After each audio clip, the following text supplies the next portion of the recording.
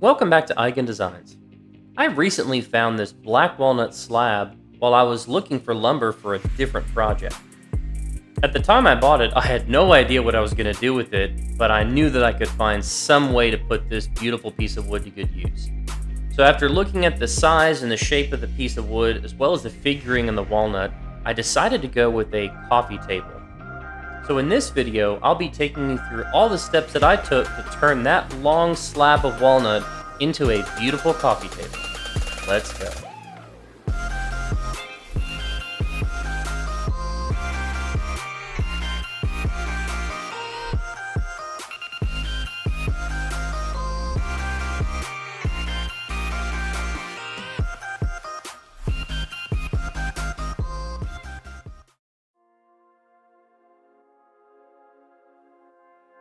I was recently at the hardwood lumber yard picking up some lumber for another project, and I came across this beautiful black walnut slab.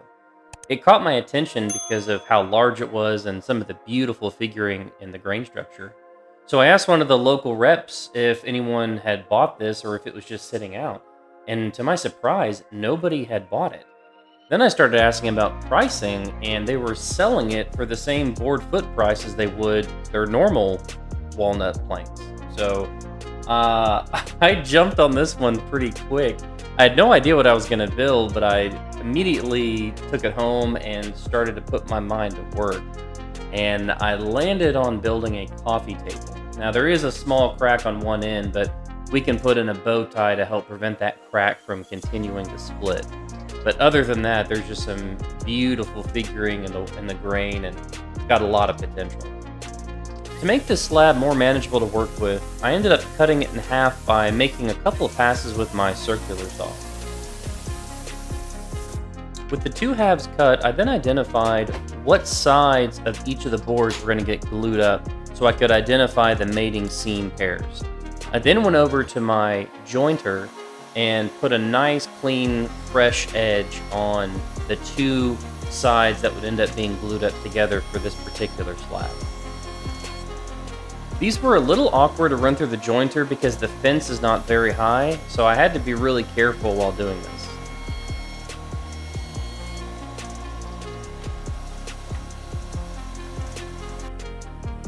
With each board now having a nice clean reference edge, I then went over to my table saw and ripped a nice straight edge on the other side.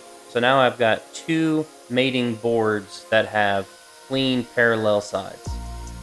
Because of the width of this particular board, I had the lumberyard S2S the board, so the top and bottom are already planed and jointed, so I didn't have to do anything for that particular part of the process. The last step I took before glue up was to put the two boards next to each other, which is my first sneak peek for what this table was going to look like.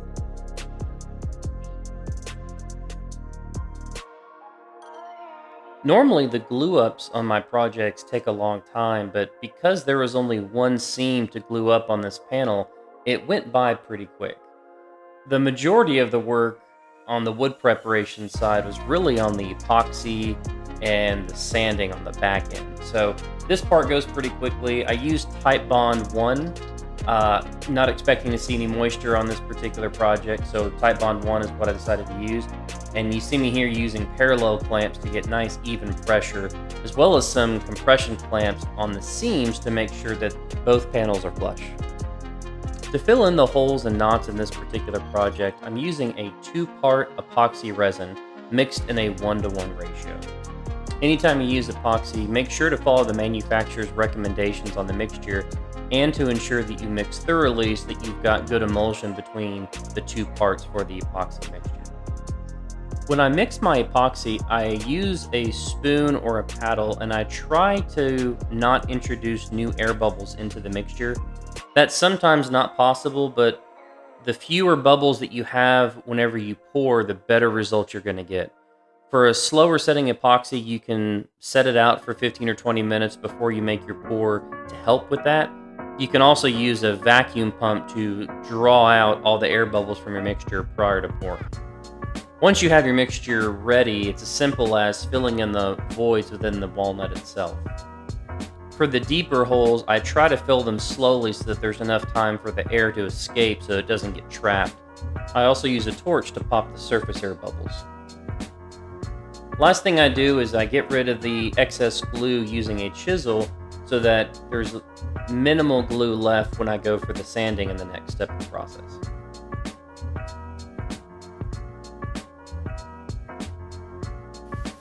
First step I take is to put a nice clean edge on both sides of the table.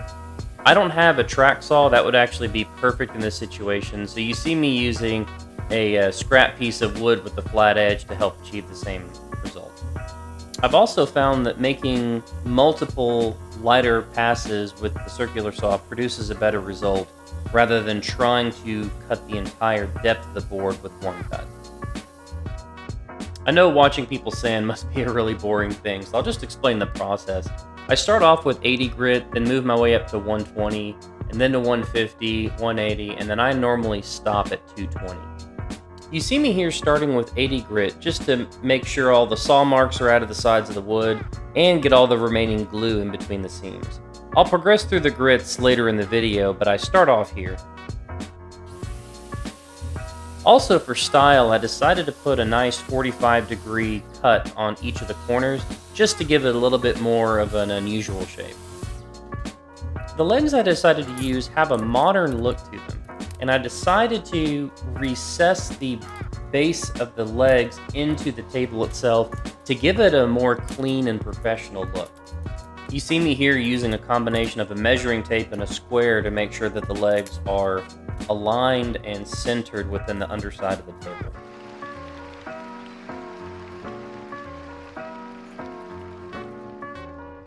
With the locations of the legs marked, I get out my router and start to carve away material within the underside of the table so that those legs are going to sit a little bit recessed underneath the table. The approach that I took for the first set of legs was to freehand most of the material and then come back with a nice straight edge as a reference to put a clean flat edge. I ended up doing this in the reverse order on the other side of the table, and I found that to be a lot more effective. So I used a straight edge to kind of frame in the area that I needed to carve out, and then once the framed area was nice and straight, I then came back and freehand removed all the material from the inside. After a quick test fit, everything looked to be just fine. I did leave a little bit of extra room because you need to account for the swelling and the contraction of the wood itself, so don't make this too tight if you do something similar. As you can see, the legs look great, but I got sawdust everywhere. This is an extremely messy process, and I don't know a good dust collection solution for this.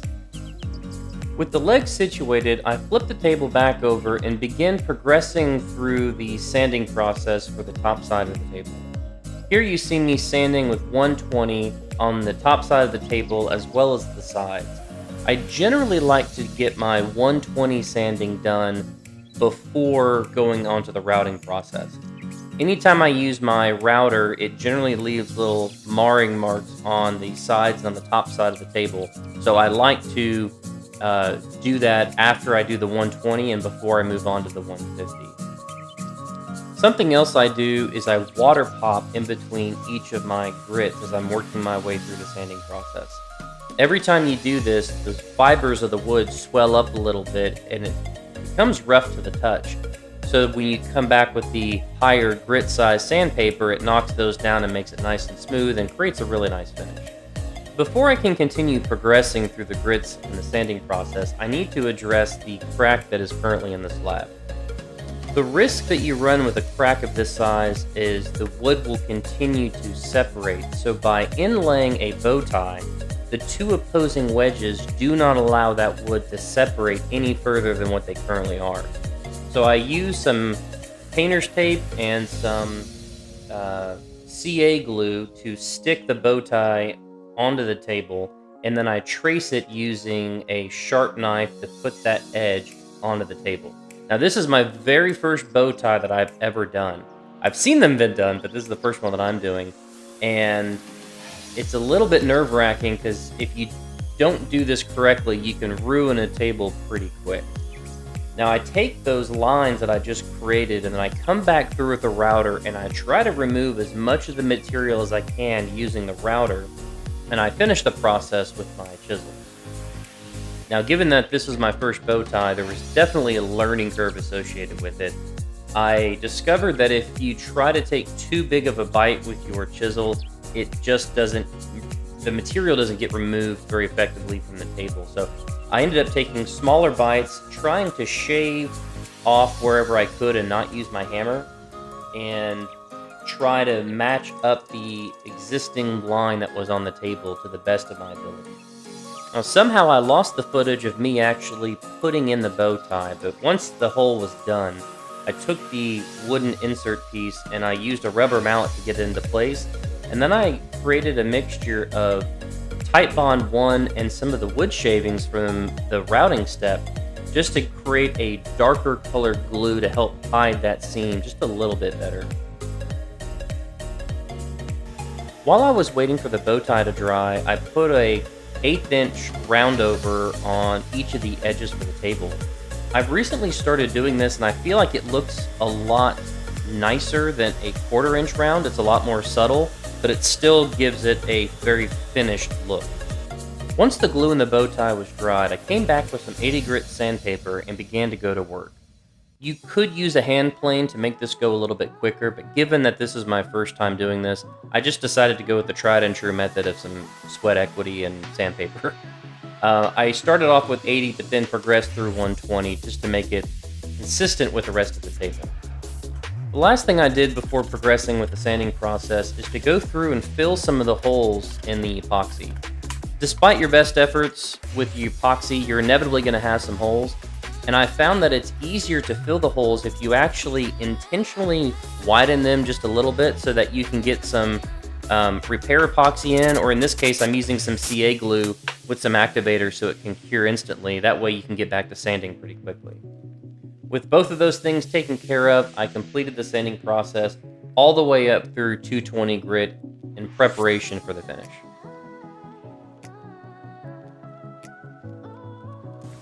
The finish I'll be using for the table today is Rubio Monocoat. It comes in two parts. There's an oil part, which you see in yellow, and it comes with an accelerator. Whenever you combine the two, the ratio is 3 parts oil to 1 part accelerator. And you see me measuring these out using some cheap syringes that I got from Amazon. So I put 45 milliliters of the oil and 15 milliliters of the accelerator and start mixing them up. Once you have thoroughly mixed the mixture together, you then apply it to the surface using a trowel. And you're doing this to spread as much as you can over the surface area before you start wiping it off. Now, Rubio Monocoat can be wiped off with a simple towel, or it can be buffed off using a buffer or some sort of a soft-sided attachment or a sander if you're looking for just a little bit more sheen. What I like about this finish is it goes on very easily, and you don't have to worry about being in a dusty shop and having dust particles being trapped in the top coat of your finish. This is a penetrating oil that actually cures over the course of 7 days if you get your mixture of oil to accelerator correct. And the product that you're left with is a very natural looking finish that is extremely durable and doesn't have a plastic-like top coat feel to it like you sometimes get with the polyurethanes or the lacquers.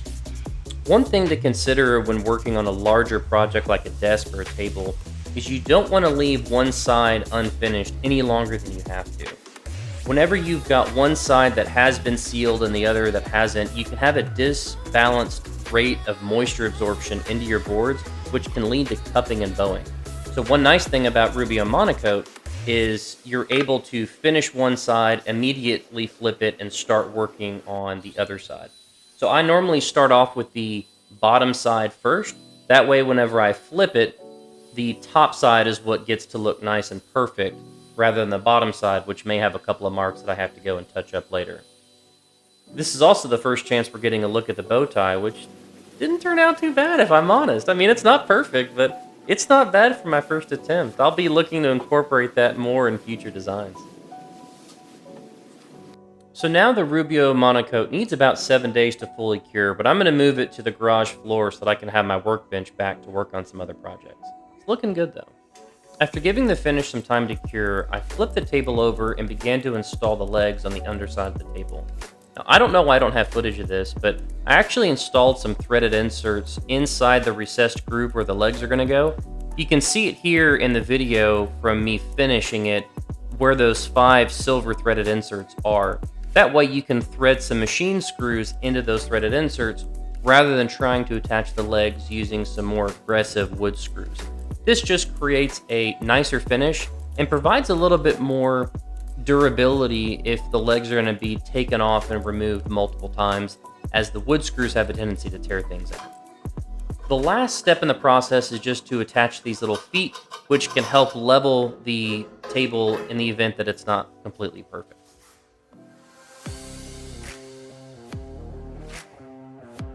Here's how the final product turned out.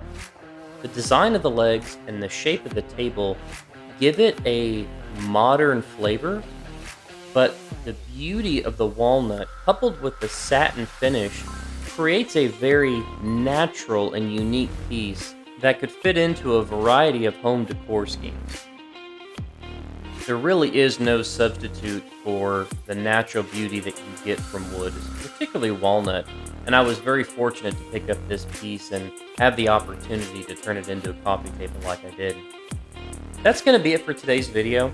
Thank you very much for watching, and if you got something of value, please give me a like and consider subscribing, because that's a great way to support my content, and it tells the YouTube algorithm that this is content worthy of other people having a look at.